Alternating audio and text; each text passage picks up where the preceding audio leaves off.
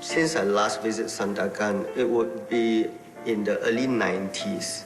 I left Sabah at the age of about 10. This trip going back home is of a mixed feeling. I think they have all changed a lot. My grandmother, she is no longer alive, and I didn't get to see her when she died. So it's a good time to go to visit my relatives. Educational publishing is a very dynamic world. My books are science textbooks and assessment books. They range from primary up to upper secondary. Still things I can do. I've been in this line for about 8 years. Basically, I love pictures. If you ask me what drives me to be in this industry for 8 years, I can't tell. But I know that when I have done a book and when the book is printed from just fresh from the printers, and I get to touch it, I feel the cover, and I flip through to smell it, that's the satisfaction. I first got to know Soo-kyung when he came to Times Publishing as a managing editor. Even though after I left the company, it was because of our strong passion for making short films that me and Soo-kyung still get together very often. When Soo-kyung first asked me, "Hey Mark, are you interested in going to Sandakan?" I was pleasantly surprised. Previously to that, I never knew that Soo-kyung actually grew up in Sandakan. Yes. He told me that he is very interested in the idyllic life in villages. I think it's great to have him to be traveling with me to Sandakan.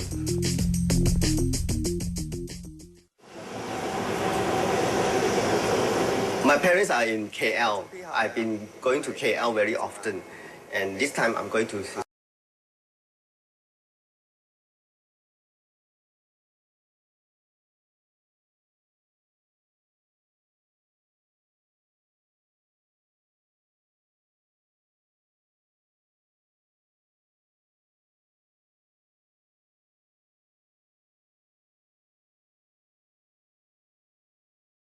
see my aunties. I told my parents about going to Sandakan to see my aunties, and they are very, very excited because many times they encourage me to go, and I really have no time, you know. And this time, when they hear that I'm going there, I think they are as excited as me. This trip going back home is of a mixed feeling. I know that there will be a lot of things have changed, and I don't know what to expect anyway. Just one word, excitement.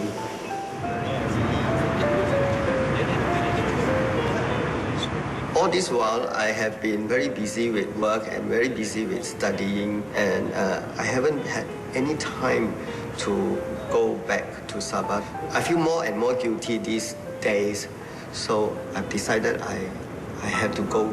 It's a good time to go to visit my relatives.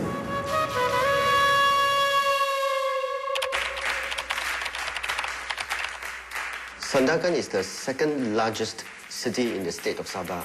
It's in East Malaysia, on the northeastern coast of Borneo.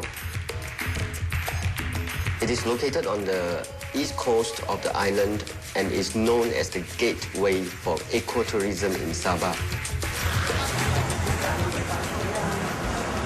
Auntie Handphone, she is like my second mother. When I call Auntie Handphone, she was shocked, you know. She was asking, "Who is this? And you haven't been calling for so many years, you know, and suddenly you call me, you know." And the next thing is, I say, "I'm coming," you know. And she just couldn't believe it, and she was stunned for a moment.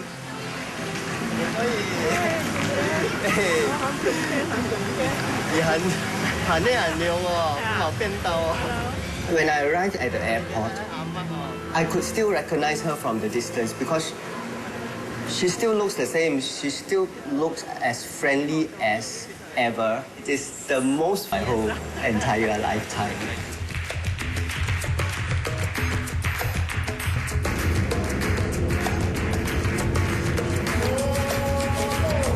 It's about 15 years.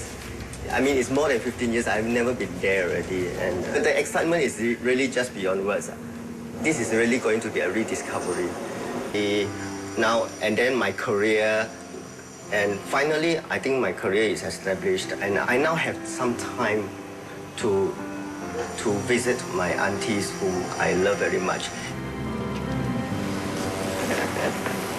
Hey, 二倉，睇，好嘅冇驚啦。誒，多謝晒，我一陣喺阿媽我眼平要OK。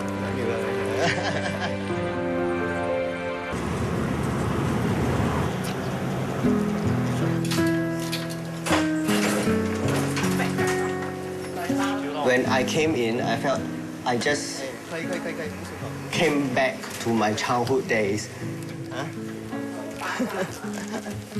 This place still looks the same, and it's still rustic, so simple, and it's so beautiful. And I feel so nostalgic. I definitely feel like I'm returning home.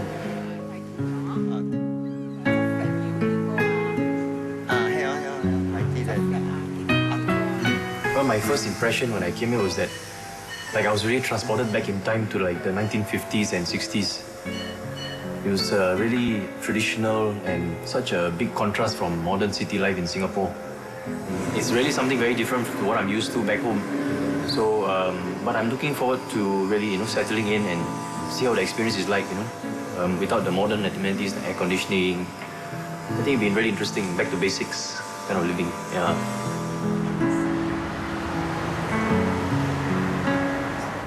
My auntie, she specially painted this room for me.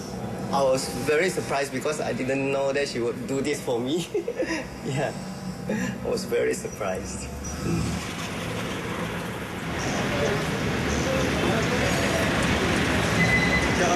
If you have walked through the streets of Sandakan, it might have reminded you of another city that is Hong Kong.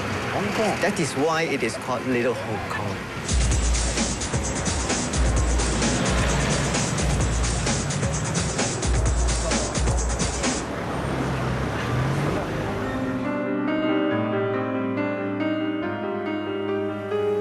This is the St. Michael's and All Angels Church.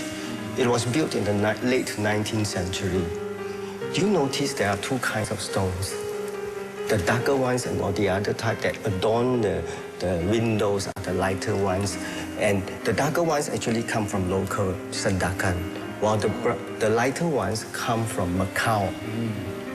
Can you believe that this is the place where during the World War II, prisoners of war in the Sandakan death march actually spent a night here?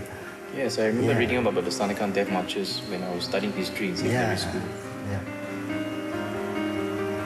Very beautiful stained glass patterns up there. This stained glass was recently installed. It was imported from Australia. It's very beautiful, a lot of detail. It really lights in a lot of light into the church. Yeah.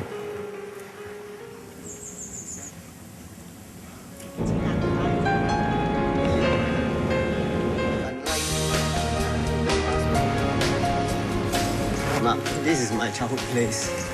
Yeah, I spent about from 6 years old until 9 years old. Who lives in this apartment now? The whole flat is basically occupied by some nurses, and the nurses are working in the hospital nearby. Yeah, yes. Well, this is my place where I used to stay.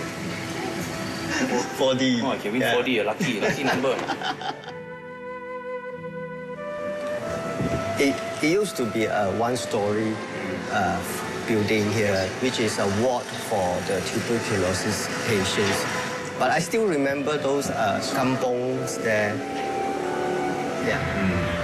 I think living in a modern city like Singapore is great. It's got its advantages.